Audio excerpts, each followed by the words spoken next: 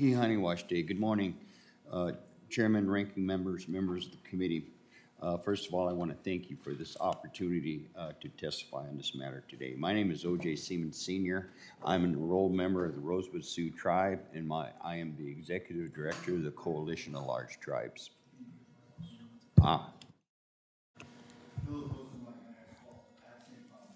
Okay.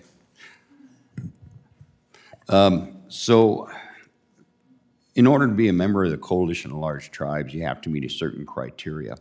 That criteria is you have to have at least 100,000 acres of land. And the reason I say this is because of the 575 federally recognized tribes, only a little over 50 tribes meet that criteria.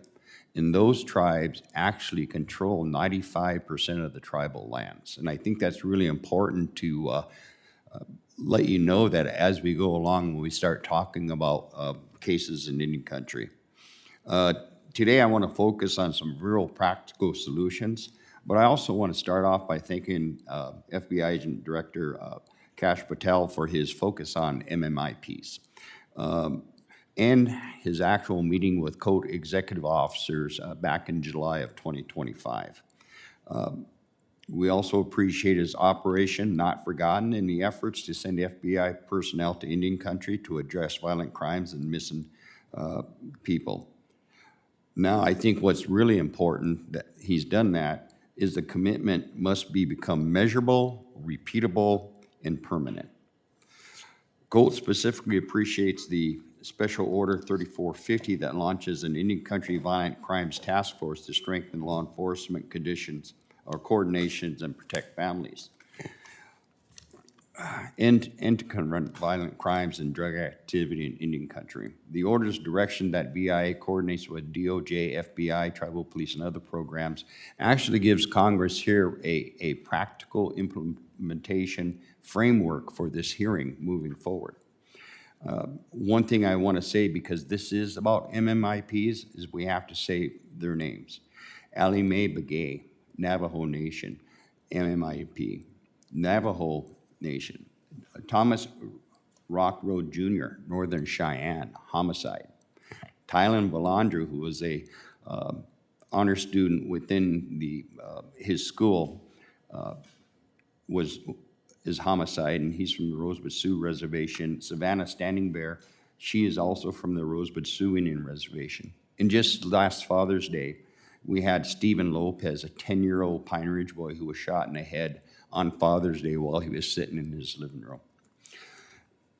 DOJ must have a full operational partner. Every MMIP homicide or violent case should have a federal contact point for tribes, tribal leaders, and tribal police.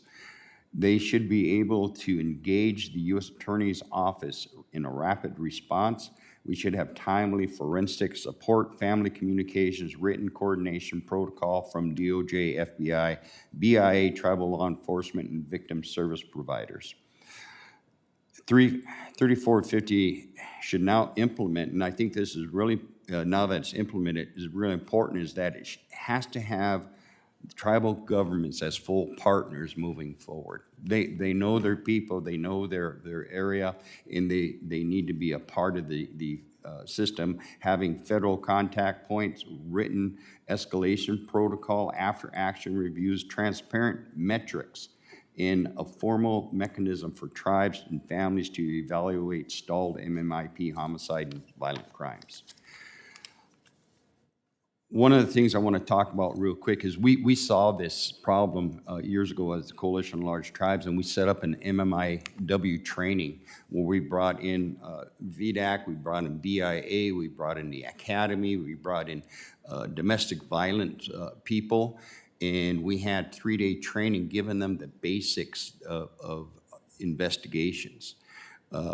One of the main things that we did is we started a communication between the states, the tribe, the governments, the counties, the municipalities, in order to develop communication.